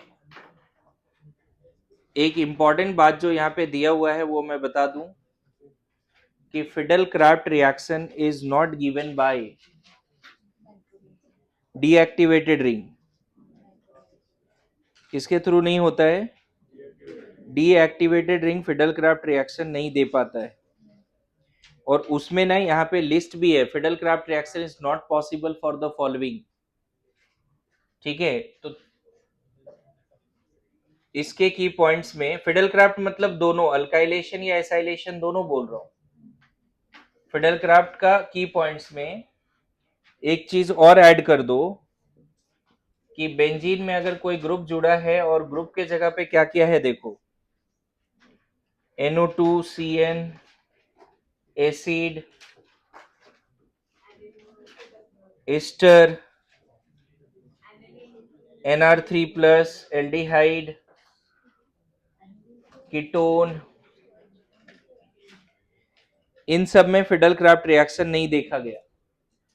मैं बताऊं होता क्या है, जो कार्बोकेटायन जो बनता है ना, जो R प्लस बना, पूरा मैकेनिज्म में क्या देख रहे हो, R प्लस या ये बन रहा है, ये वाला इलेक्ट्रोफाइल बन रहा है ना, these electrophiles are not so reactive like Cl plus, Br plus or NO2 plus, and that's why this electrophile is not going to attack on deactivated ring, benzene पे जुड़ जाएगा, और बेंजीन पे अगर कोई ग्रुप लगा है डीएक्टिवेटेड तो नहीं जुड़ेगा। ठीक है। और दूसरा कैटेगरी है कि हाईली एक्टिवेटेड में भी नहीं होता, ये भी याद रखना है। अगर NH2 है, NHR है, मतलब कुछ एक्टिवेटेड पे भी नहीं जुड़ता, इवन अल्कोहल और ईथर पे भी फिडल क्राफ्ट नहीं होता अच्छे से। ये सब भी है जिस पे फिडल क्राफ्ट नहीं हो पाता। Fiddle craft alkylation acylation is not possible for deactivated ring, but at the same time कुछ एक्टिवेटर्स भी है जो नहीं कर पाता ये पार्ट। अब उसके पीछे रीजन क्या है? एनिलीन क्यों नहीं दे रहा फिडल क्राफ्ट रिएक्शन? जबकि एनिलीन एनिलीन तो रिंग को स्ट्रांगली एक्टिवेट कर चुका है। ये एनसीईआरटी का लाइन है। एनिलीन का इलेक्ट्रोफिलिक सब्स्टिट्यूशन आज पढ़ना है घर पे जाके। फेनॉल का भी आज पढ़ना है। ये हटा सकते हैं क्या? देखिए मैं फिर से रिपीट कर रहा हूं, अगर इधर इधर बेंजीन पे इलेक्ट्रॉन विड्रॉइंग ग्रुप है -M, -H भी बोल सकते हो, मतलब स्ट्रॉन्ग वाला इलेक्ट्रॉन विड्रॉइंग ग्रुप है, इसका अगर तुमने अल्काइलेशन कराया लेविस एसिड कैटलिस्ट एनहाइड्रस या फिर एसाइलेशन कराया, नहीं होगा रिएक्शन। ठीक है।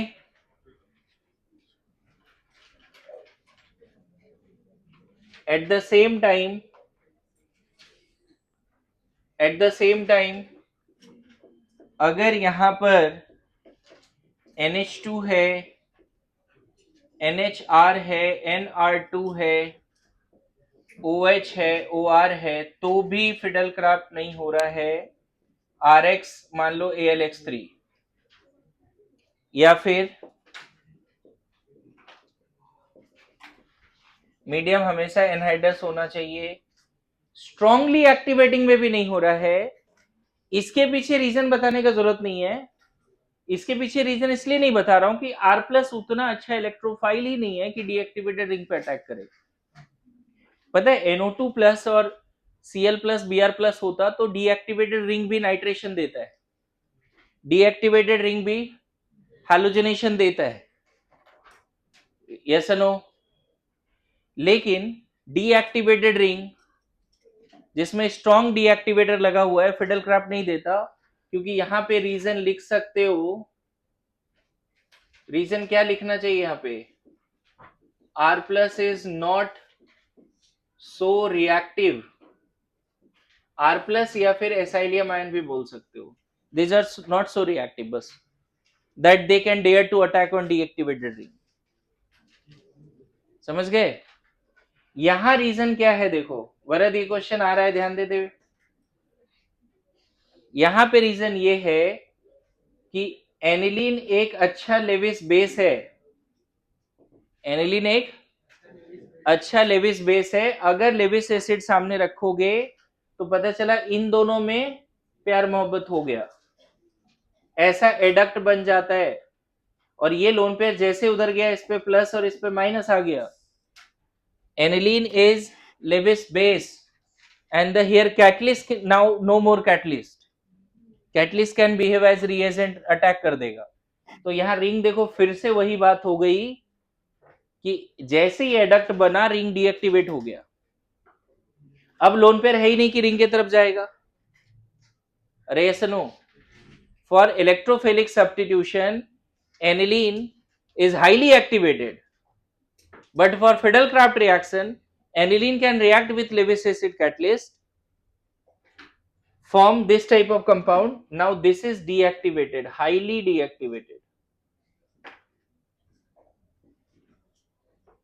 Why highly deactivated? और वहां पे देखो ये कैटेगरी में रखा भी है मैंने इसको। NR3+ नहीं देता, NR3+ हाईली डीएक्टिवेटेड है, उसी कैटेगरी में आ गया वो। एनसीईआरटी का क्या लाइन है, कहां से पढ़ना है? एग्जैक्ट वो लाइन, वो पैराग्राफ आज के आज आप लिखोगे। मैं वो लाइन बता देता हूं। ये यहाँ पे है, जहां पे आपने डाइजेनियम सॉल्ट पढ़ा था उसके एक पेज पहले आ जाना, बस एक पेज पलटना है पीछे, और ये पैराग्राफ लिख लेना। जहां डाइजेनियम पढ़ा था ना, क्या लिखा है? Aniline does not give Friedel Crafts reaction alkylation acylation due to salt formation with AlCl3, the Lewis acid which is used as a catalyst. Due to this, nitrogen of aniline acquires positive charge and hence act as a strong deactivating group for further reaction. OH भी वैसे ही कर देना है। मतलब देखो, कहीं कहीं पे थोड़ा बहुत फेनॉल और एनिसोल देता भी है, लेकिन वो उतना अच्छा रिएक्शन नहीं है। एनिलीन तो फॉर श्योर नहीं देता। एनसीईआरटी में ऐसे फेनॉल का भी फिडलक्राफ्ट नहीं दिया हुआ है। एनसीईआरटी अगर आप देखोगे तो फेनॉल चैप्टर का फिडलक्राफ्ट नहीं दिया है। समझ गए? मैंने कल ये पढ़ने बोला भी था ना, एनसीईआरटी में फेनॉल का फिडलक्राफ्ट नहीं दिया है। और मैं एनिसोल का भी एक बार क्रॉस चेक कर लेता हूं। एनिसोल का दिया है बच्चे। एनिसोल मतलब इसका होता है, मैंने यहां भी क्रॉस कर दिया है, क्योंकि मैंने इस सेंस में क्रॉस किया कि ईल्ड अच्छा नहीं है। लेकिन अगर आ गया कि एनिसोल देगा या नहीं देगा, तो एनसीईआरटी में उसका रिएक्शन दिया है। एनिसोल का अल्काइलेशन एसाइलेशन दोनों दिया है। लिखा है एनिसोल अंडरगो फिडलक्राफ्ट रिएक्शन। तो यहां से चाहो तो तुम इसको कट भी कर सकते, लेकिन फेनॉल का नहीं दिया। और फेनॉल भी देता है, मैं ये नहीं बोल रहा नहीं देता है, लेकिन एनसीईआरटी में नहीं लिखा है। लेकिन वही होता है ना, ईल्ड वाली बात होती है। तो आपसे हो सकता है ये दोनों नहीं पूछे, जो श्योर शॉट एनसीईआरटी में दिया है वो पूछ ले कि एनिसोल एनिलीन देगा या नहीं देगा। नहीं देगा वो। NR3+ तो डीएक्टिवेटेड ही है ना, स्ट्रॉन्ग डीएक्टिवेटर में आता है। उसमें CCl3 भी लिख सकते हो, CF3 भी लिख सकते हो। ठीक है। एक लास्ट रिएक्शन, इसका मैकेनिज्म नहीं बता रहा हूं, लेकिन ये रिएक्शन आपको जानते हो, गेटरमैन कोच, COHCl और AlCl3, याद आ रहा है? क्या बन जाता था? एल्डिहाइड। तो ये बेंजीन वाला पार्ट कंप्लीट हुआ। लेकिन होमवर्क फिर से बोल रहा हूं, ये 39 पेज करना ही है। और यूनिट 5 के भी पूरा एरोमेटिक वाला पार्ट आज कंप्लीट करो, जो वहां थ्योरी और क्वेश्चंस है। ये कितने पेज है? 31, सॉरी कितने? 31। थोड़ी टाइम की कमी की वजह से अभी मैंने फिडलक्राफ्ट इंट्रामोलिकुलर फिडलक्राफ्ट अल्काइलेशन एसाइलेशन नहीं करा, वो नेक्स्ट क्लास में कराऊंगा। और यहां देखना लास्ट में ना बच्चे, सबसे लास्ट में कम से कम 12-15 क्वेश्चंस हैं। तो ये पूरा पीडीएफ 31 पेज का जो होमवर्क है, यूनिट 5 का भी मॉड्यूल में जो सॉल्ट एग्जाम्पल है, कम से कम उसका theory and salt example beginner box वो करना है। क्लियर है? अपार्ट फ्रॉम दैट आपको बहुत सारे क्वेश्चंस भी भेजे गए विथ आंसर की, वो अभी कुछ लोग कर भी रहे हैं। याद है ना, 470 से वो क्वेश्चन स्टार्ट होते हैं, वो वाला।